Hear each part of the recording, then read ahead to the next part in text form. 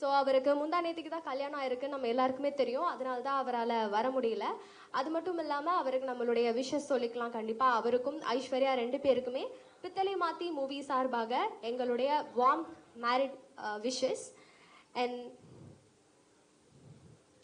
அடுத்ததாக சமஸ்கிருதி, தம்பி ராமையா, பாலசரவணன், மதுரை முத்து, தேவதர்ஷினி, ஆடுகளம் நரேன், விதுலேகா, அஸ்வதி லால், முல்லை கோதண்டம், இன்னும் பலருடைய நடிப்புல டைரக்டர் மாணிக்க வித்யா அவருடைய டைரக்ஷன்ல இப்போ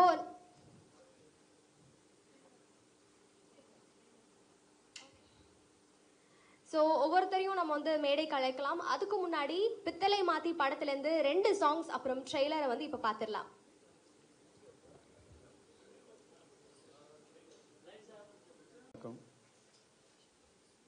வந்திருக்க என்னையும் இயக்குனரை மட்டும் நேசித்து வந்திருக்க ராஜன் சார், ஆர்வி உதயகுமார் சார், நண்பர்.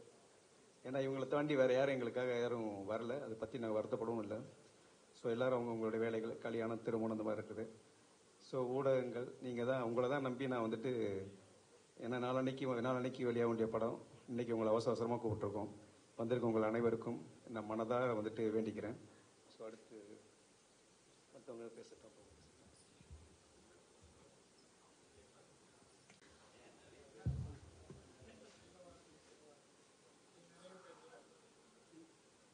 வந்திருக்க பத்திரிகை ஊடகம் நண்பர்கள் எல்லாருக்கும் வணக்கம்.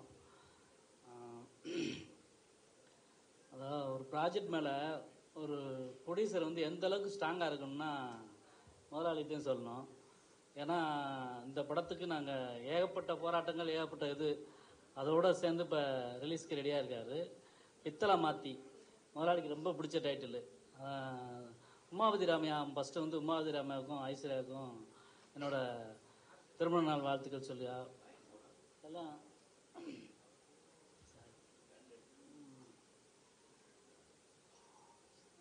நம்ம எங்களை மதிச்சு வந்திருக்க நம்ம ஆர்வி உதயகுமார் சார், ராஜன் சார், காதல் சுமா சாரை நான் வரவேற்கிறேன். நான் எல்லாம் பேசி முடிச்சவொன்னே பேசுகிறேன் சார். வாழ்த்துக்கள். தேங்க்யூ. சில வார்த்தை நீங்கள் சொன்ன பயன்ட்டாங்க. இனிய மாலை வணக்கம். பத்திரிகை நண்பர்கள், ஊடக நண்பர்கள் எல்லாருக்குமே வந்து என்னுடைய அன்பான வாழ்த்துக்களை தெரிவிச்சுக்கிறேன். ப்ரொடியூசர் சார் வந்து கேட்ட மாதிரி தான் பித்தளை மாற்றி படத்தை வந்து அதாவது நிறைய பேர் கூப்பிட்டுருந்தோம், ஆனால் வரல அப்படின்னு சொல்லிட்டாரு. ஏன்னா கல்யாணம் முதல்ல வந்து நண்பன் உமாபதி அவர்களுக்கும் மணமக்கள் ஐஸ்வர்யா அவர்களுக்கு இருவருக்கும் என்னுடைய ஐஸ்வர்யா அர்ஜுன் இல்லையா என்னுடைய மனமார்ந்த வாழ்த்துக்களை உங்கள் சார்பாகவும் என்னுடைய சார்பாகவும் தெரிவிச்சுக்கிறேன். ஒரு திருமண நாளன்றே, திருமணம் நடக்கிற அந்த ரிசப்ஷன் அன்றைக்கே வந்து ஒரு படம் ரிலீஸ் ஆகுறது அப்படிங்கிறது வந்து ஒரு மிகப்பெரிய பிளெஸிங்னு சொல்லலாம். இந்த படத்துக்காக எவ்வளோ போராடினார் அப்படின்னு எனக்கு தான் தெரியும் மாணிக் சார். அது நிறைய கதைகள் இருக்குது அதுக்கு பின்னால். இந்த கதைக்கு பின்னால் ஒரு கதையை பண்ணுறதுக்கு முன்னால் பல கதைகள் இருக்குது. அவர் போராடி என்னென்னவோ ஸ்ட்ரகிளிங்க. கரெக்டாக படம் ரிலீஸ் ஆகிறதுக்கு போது கொரோனா டைம், அவர் நிறைய பிளான் பண்ண மாதிரி பண்ண முடியல, திரையரங்குகள் கிடைக்கல, அப்படி இப்படின்னு நிறைய விஷயங்கள் தாண்டி இப்போ வந்து இந்த படம் வந்து திரைக்கு வர இருக்குது. பித்தளை மாற்றின்னு பத்திர மாத்துன்னு சொல்லி ஒன்று சொல்லுவாங்க. அதாவது 10க்கு அரை செம்பில் வந்து தங்கம் கொடுத்தா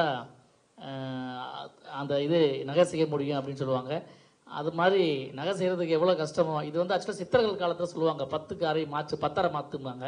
அது மாதிரி பித்தளை மாற்று அப்படின்னா அந்த படத்தில் வந்து கேரக்டர் வந்து அந்த மாதிரி நிறைய மெசேஜ் இருக்குது இதில். அதாவது குடிக்கிறவங்க, குடியாளர்கள், அந்த இதிலே பார்த்துருப்பீங்க சாங்லேயே, குடியாளர்கள் சங்கம் இருக்கணும், அதுக்கு கொள்கை இருக்கணும் அப்படின்னு. ஆனால் அப்படிலாம் வந்துருச்சு. ஆனால் அதை தாண்டி படத்தில் வந்து ஸ்ட்ராங்கான ஒரு மெசேஜ் சொல்லியிருக்காரு மாணிக் வித்யா சார். இந்த படம் மிகப்பெரிய அளவில் வெற்றி பெறணும். உங்களுக்கு மிகப்பெரிய அளவில் வந்து வாழ்த்துக்களையும் கண்டென்ட்டையும் கொடுக்கறதுக்கு எங்கள் அண்ணன்கள் இருக்காங்க. அண்ணன் மதிப்புக்குரிய இயக்குனர் ஆர்வி உதயகுமார் அண்ணா, அதுக்கப்புறம் என்னுடைய மதிப்புக்குரிய அண்ணன் அப்பா அவர்கள் வந்திருக்காங்க, ராஜன் சார், சொல்ல வேண்டாம். ஸோ இந்த படத்தை நல்லபடியாக ப்ரமோஷன் பண்ணி வெற்றி படமாக ஆக்கணும்னு படக்குழுக்கள் சார்பாக உங்கள்கிட்ட வேண்டி கேட்டுக்கிறேன். நன்றி, வணக்கம். வார்த்தைகளை மட்டும் வாங்கிட்டு வந்திருக்காங்க போல் இருக்கு. அதையே சொல்லிட்டு இருக்கீங்க. அழகா பேசுறீங்க, அழகா இருக்கீங்க. ஒரு கை தட்டலாம்ல, பாவம் பிள்ளை. ஒரு நிகழ்ச்சின்னு வந்தா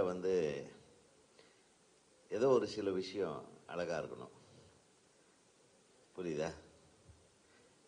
ஆனா இங்க பார்க்கறதுல எனக்கு ரொம்ப அழகா தெரியுறது பத்திரிகை ஊடக நண்பர்கள் தான். ஏன்னா ஒன்றும் இல்லை, ஒரு சின்ன கேரக்டரில் நடித்ததையே என்னை நல்லபடியாக நீங்கள் எழுதுனதுனால நிறைய பேர் என்னை ஃபோனில் தொடர்பு கொண்டு நல்லா நடிச்சிருக்கீங்க. என்னால் நான் நடிக்கவே இல்லை, சும்மா ஜஸ்ட் லைக் தட் அப்படியே பேசிட்டு வந்தேன். இப்போ அதுதான் நடிப்புங்கிறாங்க போல இருக்கு. பட் எனிவே, அது முழுக்க அந்த படத்தில் நான் நடித்ததுக்கோ அதில் கிடைச்ச பேர், அதுக்கு காரணமே அந்த படத்தோட இயக்குனர் துரை செந்தில்குமார் தான். உங்களுக்கு மீண்டும் எனது இரு கரம் கூப்பி எனது நன்றியை தெரிவித்துக் கொள்கிறேன். பித்தளை மாத்தி படத்தோட இந்த ட்ரெய்லரு 2 சாங்கையும் பார்த்தோம். மிக பிரமாதமா பண்ணியிருக்காங்க அந்த தம்பி. மாணிக்க வித்யா, மாணிக் பாஷா மாதிரி மாணிக் வித்யா இல்ல, பெருசா வருவேனே. சூப்பர், வாழ்த்துக்கள். இந்த படத்துல கேமராவும் நடிகர்களும் எங்கேயும் நிக்கவே இல்லை, ஆடிட்டே இருக்காங்க. ஒரு மிகப்பெரிய ஆட்டக்காரராக இருப்பார் போல் இருக்கு. இந்த ஆட்டக்கார நாயகனுக்கு என்னுடைய மனமார்ந்த வாழ்த்துகள். தைரியமா இந்த படத்தை பித்தளை மாத்தி என்ற ஒரு அழகான டைட்டில் வச்சிருக்கீங்க. அது ஒரு வித்தியாசமான டைட்டிலா இருக்கு. இந்த டைட்டில் தமிழ் டைட்டிலா இருக்கு. இப்ப நிறைய படங்கள்ல தமிழை தேட வேண்டியதா இருக்கு. கலைஞர் அவர்களும் புரட்சி தலைவி அம்மா அவர்களும் தமிழ்ல டைட்டில் வச்சா வரி விலக்குனாங்க. இப்ப அந்த வரியெல்லாம் தேவையே இல்லைன்ட்டாங்க, வரி விலக்கே வேண்டான்ட்டாங்க. உள்ளு ஆளுக்காள் என்னென்னலாம் இப்போ கொஞ்ச நாளாக பார்த்தீங்கன்னா டைட்டில்களில் பார்த்தீங்கன்னா யூ டர்னு, சிக்னலு, டிராஃபிக்கு, இவங்க இப்போ டைட்டிலே கிடைக்கலைங்க பாவம். ரோட்டில் வரும்போது ரோட்டில் யூ டர்ன் வருது, சிக்னல் வருது, இப்படி எல்லாம் டைட்டில் வைக்கிறாங்க. உங்களுக்கு தெரியும்ல, நல்ல டைட்டில். அதில் கொஞ்ச நாளைக்கு முன்னாடி யாரோ சொல்ல கேள்விப்பட்டேன், தமிழில் வார்த்தைகள் இல்லையா, வைரமுத்து சாருன்னு நினைக்கிறேன். தமிழில் எவ்வளோ அழகான வார்த்தைகள் இருக்கு. நல்ல பாரு, பித்தளை மாத்தி அப்படின்னு ஒன்று வச்சிருக்காரு. அது அந்த டைட்டிலுக்காக நான் உங்களை தமிழில் டைட்டில் வச்சதுக்காக வாழ்த்துறேன். ரெண்டாவது, நம்ம இவரோட சன்னு, அவர் பேர் என்ன, ஹீரோ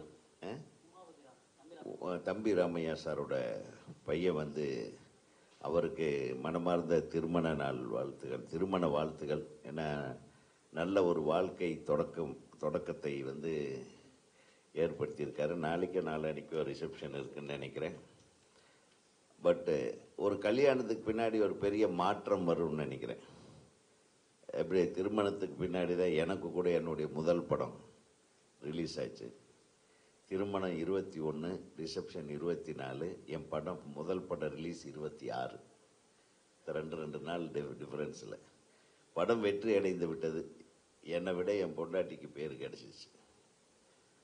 அந்த மாதிரி ஐஸ்வர்யா அனைத்து ஐஸ்வர்யங்களையும் வழங்கும் விதமாக தம்பி ராமையா அவர்களுடைய புதல்வர் இந்த படத்தில் நிற்காம நடிச்சிருக்காரு.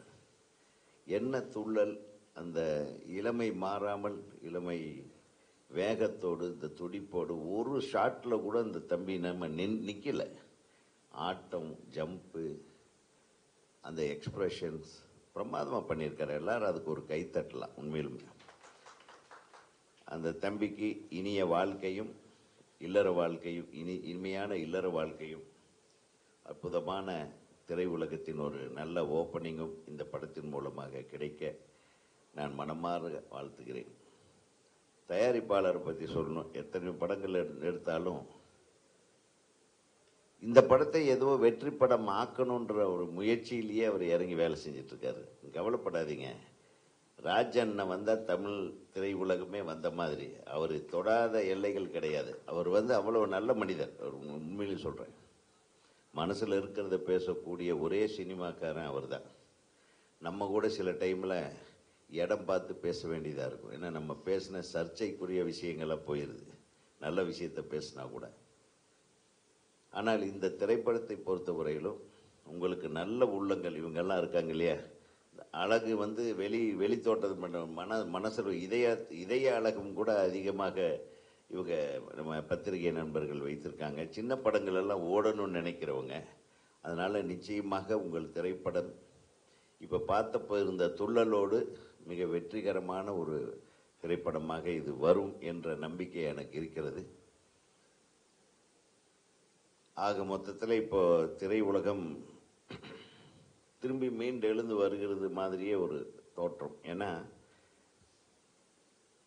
கொஞ்ச நாளாகவே இந்த திரைப்படங்கள் ரிலீஸ் ஆகிற எண்ணிக்கை அதிகமாகுது, வெற்றி படங்களுடைய எண்ணிக்கை குறைவாக இருக்கிறது.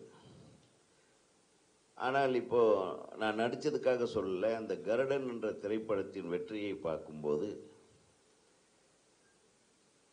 ஒரு வாழ்வியல்ல நடக்கக்கூடிய சில விஷயங்கள் யதார்த்தமாக படம் எடுக்கிற விதம், அது மக்களோடு மக்களாக ஒன்றி போய் பார்க்கிற ஒரு படமாக எடுக்கப்பட்டதன் காரணமாக, அந்த காலத்தில் நம்மளாம் எடுத்தோம் நம்ம படங்கள், கிழக்கு வாசல் போன்ற படங்கள்லாம் இந்த யதார்த்தத்தோடவே இருக்கும். கதையும் கதைக்களமும் கதாநாயகர்களும் அவர்களுடைய நடிப்பும் கதாபாத்திரங்களுடைய பிணைப்பும் அதை பின்னி வரக்கூடிய காட்சிகள் கூட அந்த கதையோட்டத்தோடவே இருக்கும். அந்த கதையோட்டத்தோட ஒரு சொல்கிற விஷயத்தை ஒரு மிக நாகரிகமாக சொல்லியிருந்தார் அந்த டைரக்டர். யாரோ ஒரு விமர்சனத்தில் கூட ஒருத்தர் ரொம்ப அழகாக எழுதியிருந்தீங்க, உங்கள் நண்பர்களில் யாருன்னு தெரியல, கர்ணனை விட இந்த சூரி கதாபாத்திரம் அருமையான கதாபாத்திரம். ஓகே, கர்ணன் கூட செஞ்சோற்று கடனுக்காக சேராத இடத்திலே சேர்ந்து தன் நட்புக்கும் செஞ்சோற்று கடனுக்குமாக நியாயத்தை எதிர்த்து தர்மம் தோத்து போகுது. அவன் தர்மகர்த்தா, அவன் மிகப்பெரிய தர்மவான் கர்ணன். ஆனால் இந்த சூரியன் கதாபாத்திரம் அந்த உண்மைக்கும் விசுவாசத்துக்கும் நடுவில் அவன் உண்மை பக்க தர்மத்தின் பக்கம் நிற்கிறான் பாருங்க. அது ஒரு உயர்ந்த ஒரு கதாபாத்திர படைப்பா இப்போ எல்லாராலும் பேசப்பட்டு கொண்டிருக்கிறது என்றால் அதுதான் சூரிய அவர்களுக்கு மிகப்பெரிய வெற்றியை இன்றைக்கு கொண்டு வந்து செய்து. அதனா இந்த கதாநாயகனுக்கே உண்டான கதாபாத்திரங்களை நம்ம கூட அப்படித்தான் அப்படி வடிவமைப்போம். இது கதையின் பாத்திரமே ஒரு நாயகனாக மாறுகிறான். அதுதான் ஆர்டினரியாக ஒரு கேரக்டரை எடுத்துட்டு அந்த கேரக்டரை சாதாரணமாகவே கொண்டு வந்து அது கடைசியில் அந்த ஹீரோயிசத்தை காட்டுறான். ஹீரோயிசம் என்னென்னா அவன் வாய்மையின் பக்கம், உண்மையின் பக்கம், நேர்மையின் பக்கம் நிற்கிறான் என்பதுதான் அந்த கதை, வேற ஒன்றும் இல்லை. அது சொன்ன விதம் இன்றைய மக்களால் மிகவும் பாராட்டப்படுகிற விதம். அந்த மாதிரி இதில் ஒரு முக்கியமான விஷயம் இருக்கிறத நான் உணர்றேன். இப்படியெல்லாம் ஆடிட்டும் பாடிட்டு இருக்கிற பையன் என்ன செய்கிறான்றத இந்த படத்தோட ஒரு கதை களமாக இருக்கும். அதை நீங்கள் பார்த்து ரசித்து இந்த திரைப்படம் பெரும்பாலான மக்களால் பார்த்து பாராட்டப்பட வேண்டிய ஒரு படமாக மாற்றுவது உங்களுடைய கையில்தான் இருக்கிறது.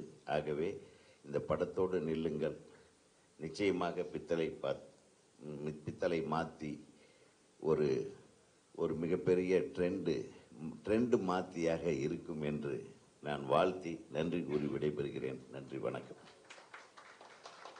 போதுமாம்மா? இந்த பிரியா அவர்களுக்கு எனது நன்றி. ஏன்னா சும்மாவே இருக்காது, எப்போ பார்த்தாலும் அடுத்தவங்களை பற்றி போட்டே இருக்கு. உங்களுக்கு ஒரு நல்ல பிஆர்ஓ கிடைச்சிருக்காங்க. நன்றி. அடுத்ததா பிரச்சனைன்னு ஒன்று வந்துட்டா அந்த இடத்துல கண்டிப்பா இவர் இருப்பாரு. நம்ம கே ராஜன் சார் தான் நிறைய பேருக்கு மோட்டிவேஷனா நீங்க இருக்கீங்க அப்படின்னு கண்டிப்பா சொல்லணும் சார்.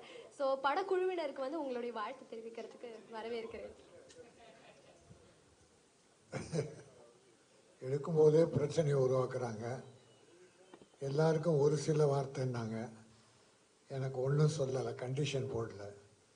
அதனால் ஒரு சில வார்த்தை தான் பேச போகிறேன்.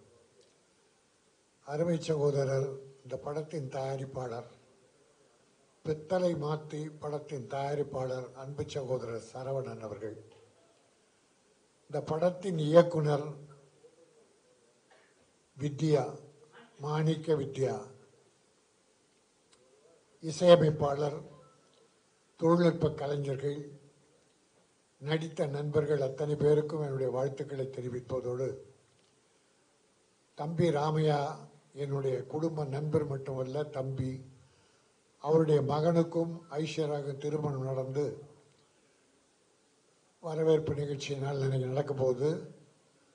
அந்த தம்பி தான் இதில் ஹீரோ. தம்பி ராமையாவுடைய மகன். அவர் வாழ்க்கையில் வெற்றி பெற வேண்டும், இந்த படமும் வெற்றி பெற்று அவருக்கு நல்ல எதிர்காலத்தை உருவாக்கி தர வேண்டும். அந்த தம்பதிகள் நலமோடும் வளமோடும் நீடூழி வாழ வேண்டும். தமிழ் சினிமாவில் பெரும் பங்கும் புகழும் பெற வேண்டும் என வாழ்த்துகிறேன். அருமை தம்பி உதயகுமார் அவர்கள் நகைச்சுவாக மட்டுமல்ல, நல்ல விஷயங்களை தொடர்ந்து சொல்லி வருகிறார். சின்ன ப்ரொடியூசர்கள் நல்லா இருக்கணும், அவங்க எடுக்கிற படங்கள் வெற்றி பெறணும் என்பதிலே ஆழ் மனதிலிருந்து வாழ்த்துகிறோம். இங்கே வந்திருக்கிற பத்திரிகை நண்பர்கள் கூட எல்லா படமும் வெற்றி பெறணும்.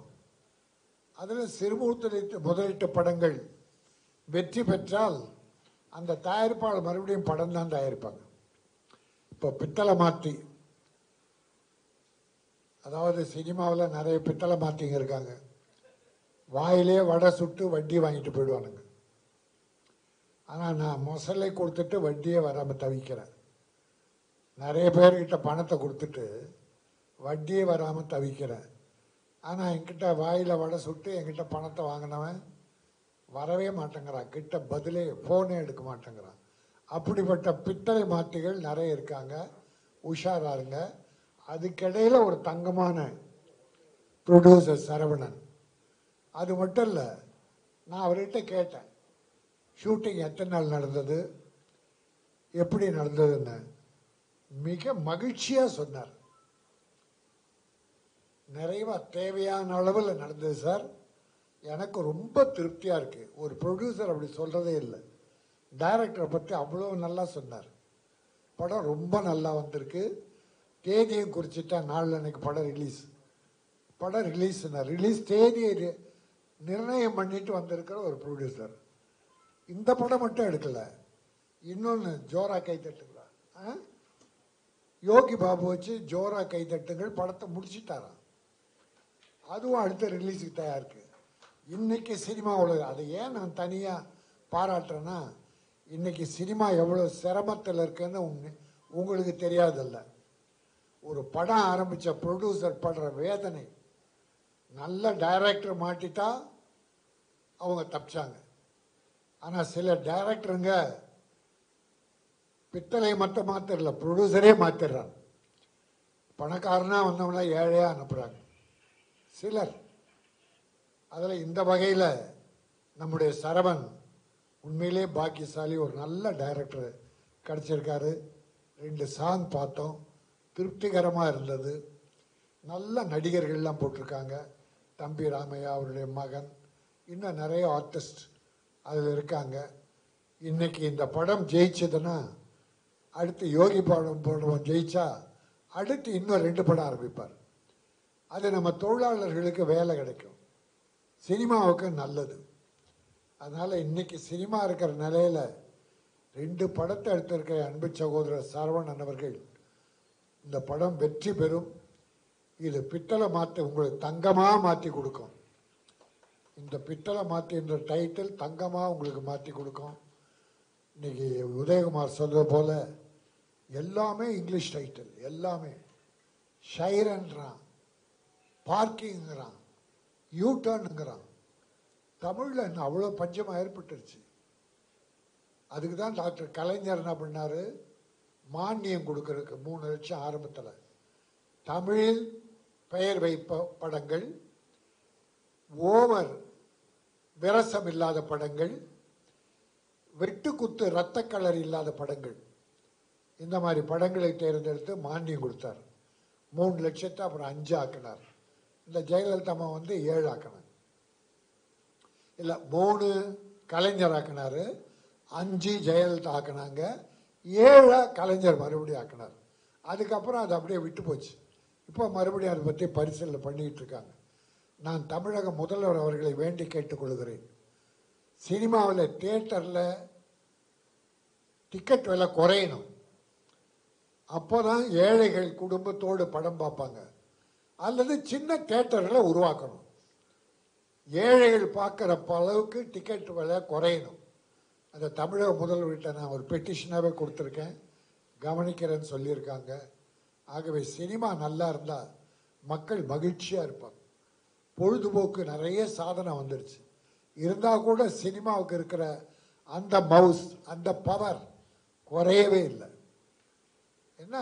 என்ன ஒரு 100 படம் வந்தால் ஒரு 15-20 படம் ஜெயிக்குது, 80 படம் காணாமல் போகுது. அதான் பெரிய வருத்தமாக இருக்கு. அதை டைரக்டர் நல்ல கதையை தேர்ந்தெடுத்தார். இந்த விடுதலை பற்றி சொன்னார். விடுதலை சூரி தான் ஹீரோ. ஏற்கனவே ஒரு படம் கருடன், விடுதலை படம் ஏற்கனவே சூரி நடித்து வெற்றி பெற்றது. அது வெற்றி டைரக்டர். இப்போ கருடன் படத்துலேயும் அந்த தம்பி சக்ஸஸ் பண்ணியிருக்காருன்னா, கதை மண் வாசனை மிக்க கதை, தமிழ் பண்பாடு மிக்க கதை. ஆங்கிலத்தை போய் திருடிட்டு வர வேண்டாம். தமிழில் ஒவ்வொரு கிராமத்தில், ஒவ்வொரு தெருவில், ஒவ்வொரு வீட்லேயும் கதை இருக்கு. ஒவ்வொரு சம்பவம் ஒரு கதை தான். நீங்கள் கம்பராமாயணம் எடுத்துட்டா விவேகுமாருக்கு தெரியும், ஒரு கதைக்குள்ள இன்னொரு கதை பண்ணலாம். நிறைய கதைகள் இருக்கு. மகாபாரதம், அதில் எவ்வளோ கதைகள் இருக்கு, பண்ணுறாங்க. அதை நம்ம தமிழ் உணர்ந்தவர்கள் கதையாக பண்ணுறாங்க. ஆகவே தமிழில் மண் வாசனையோடு எடுக்கிற படங்கள், தமிழ் பண்பாடு கலாச்சாரம் மீறாத தமிழ் ஒழுக்கத்தோடு எடுக்கிற படங்கள் மக்கள் மனதில் போய் சேருகிறது, அது வெற்றி பெறுகிறது. அந்த வகையிலே இந்த பிற்றையில் மாற்றி படம் தங்கமாக மாற்றி என் ப்ரொடியூசர் சரவணன் வெற்றி பெற வைக்க வேண்டும். டைரக்டருக்கும் அடுத்த படம் கிடைக்கணும். அது தொழில்நுட்ப கலைஞர்கள் அத்தனை பேரும் வெற்றி பெற வேண்டும் என வாழ்த்தி, பிரியா ரொம்ப நாளைக்கு அப்புறம் எனக்கு கூப்பிட்டாங்க. ஒரு நல்ல பிஆர்ஓ, தொடர்ந்து அவங்களும் படம் பண்ணணும் சொல்லி அழகிய தமிழ் மகள். ஆமாம், உன் பேர் என்ன? சிவஸ்ரீ. நல்ல அழகிய பெண், அழகிய தமிழ், நல்ல தமிழ் பேசுங்க. ஆனால் வரவங்கெல்லாம் ஒரு சிலர் வார்த்தைன்னு வச்சுங்க, நன்றி வணக்கம் இப்போ உட்காந்துருவாங்க. ஆக நன்றி வணக்கம். நன்றி சார், நன்றி சார்.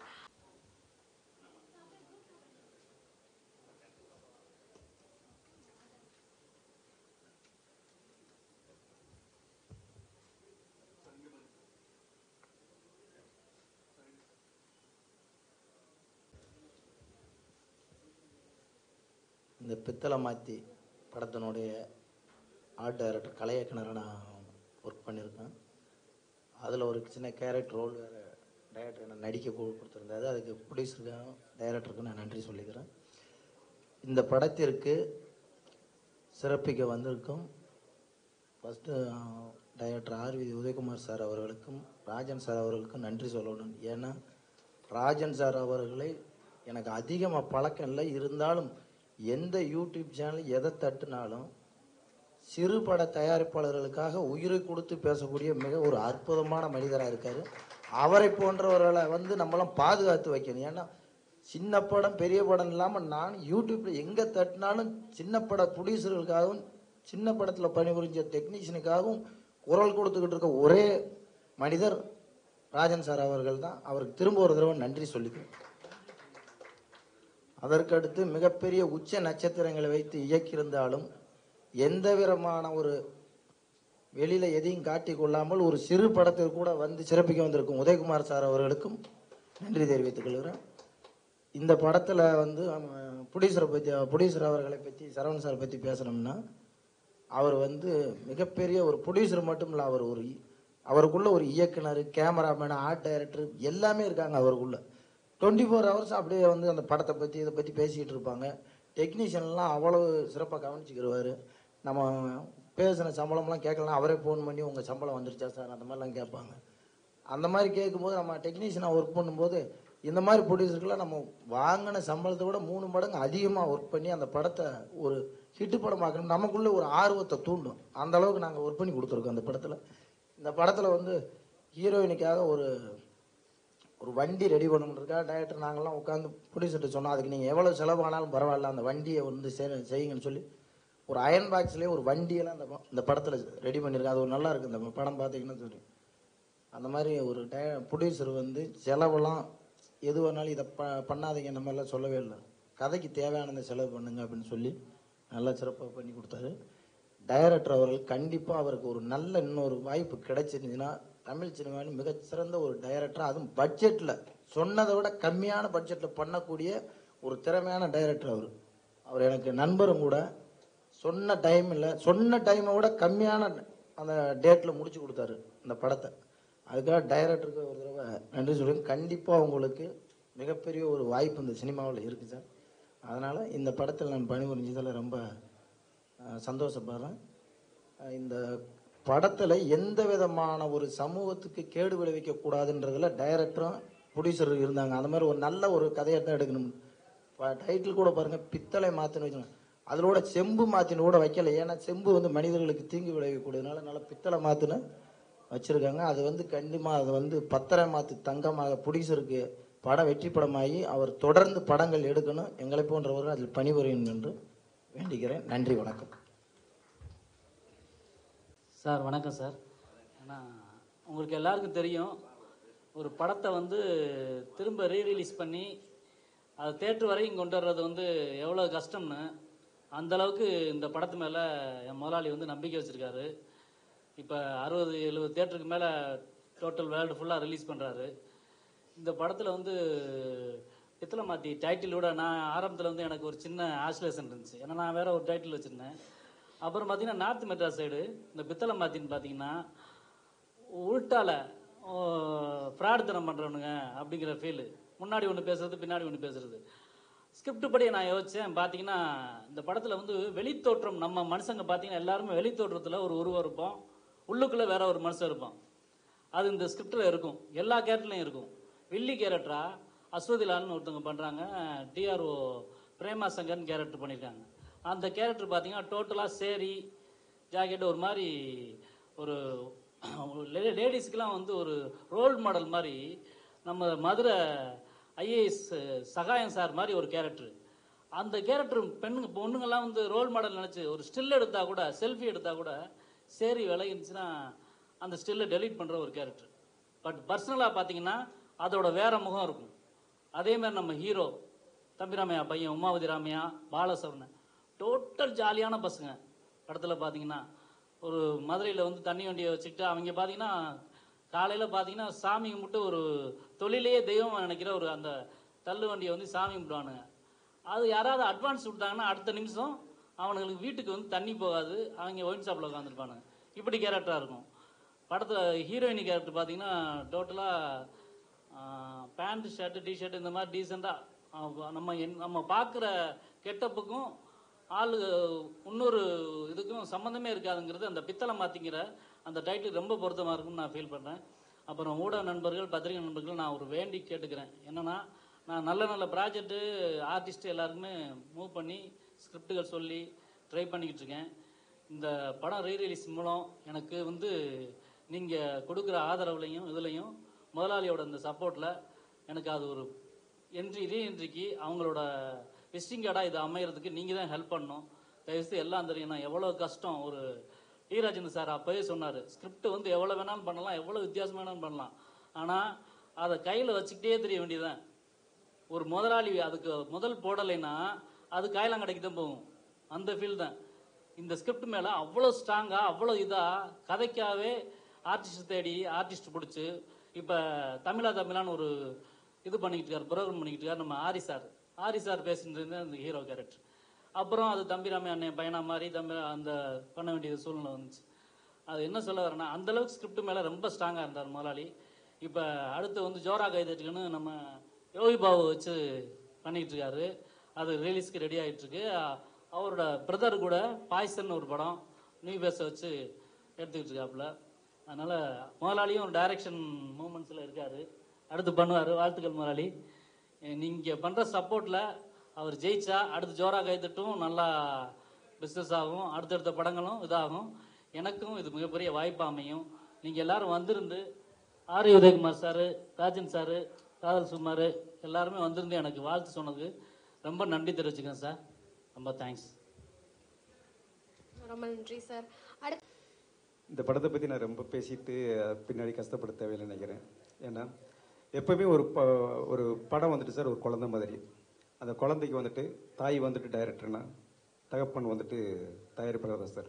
ஏன்னா எந்த வகையிலையும் ஒரு குழந்தை வந்துட்டு சின்னதாக வந்துட்டு ஒரு அடிபட்டோ ஏதோ ஒரு இருக்கும்போது அதை அப்படியே தூக்கி கொண்டு போயிட்டு நடுத்தருவில் போட்டு போகிறதுக்கு வந்துட்டு ஒரு தகப்பனுக்கு அழகில்லை. அதை சரி பண்ணணும். சரி பண்ணதுக்கப்புறம் அவர் நடக்க விடணும். நடக்க விட்டதுக்கப்புறம் ஓட விடணும். அந்த வேலையை தான் நான் செஞ்சுருக்கேன். ஏன்னா என்னை நம்பி, நான் அவரை நம்பி, ஏன்னா நாங்கள் 2 பேரும் வந்துட்டு என்னுடைய முதல் படமே தெரியும், கலையாத நினைவுங்கிற படத்தில். அந்த படத்தில் வந்து எனக்கு கடைசி நேரத்தில் வந்துட்டு இணை இயக்குனர் வந்துட்டு எனக்கு வந்துட்டு வேலை செஞ்சார். அதுக்கப்புறம் ரொம்ப வருஷம் கழிச்சு, ஒரு 10 வருஷம் கழிச்சு அவரை மீட் பண்ணும்போது நான் நினச்சவங்களாம் பெரிய டேரக்டராக இருப்பாங்க. அந்த படமே என் வாழ்க்கையில் பார்த்தீங்கன்னா மிகப்பெரிய ஒரு அனுபவத்தை கொடுத்துச்சு. ஏன்னா அந்த படம் நான் பார்த்துட்டு அது 100% ஓடாதுன்னு எனக்கு தெரியும். ஆனால் நான் வச்சுருந்த விளம்பரங்கள்லாம் பார்த்துட்டு நிறைய பேர் வந்துட்டு அந்த படத்தை எனக்கு வந்துட்டு வியாபார ரீதியாக வந்துட்டு எனக்கு சிட்டி கொடுங்க, செங்கல்பட்டு கொடுங்கலாம் கேட்டாங்க. நான் அவங்களெல்லாம் சொன்ன ஒரே ஒரு வார்த்தை, அந்த படம் ஓடாது, இதனுடைய நஷ்டம் கஷ்டம் எல்லாத்தையும் நானே அடிச்சுட்டு போகிறேன் அப்படின்னு நான் உண்மையிலே சத்தியமாக சொல்கிறேன். நான் வந்துட்டு இது வந்து சினிமாவுக்காக சொல்லலை, என் மனசில் ஒவ்வொரு வார்த்தையும் என்னால் வந்து மூடி வச்சுலாம் பழக்கம் இல்லை, மனசில் தோன்றதை அப்படியே சொல்கிற கேரக்டர் தான் என்கிட்ட.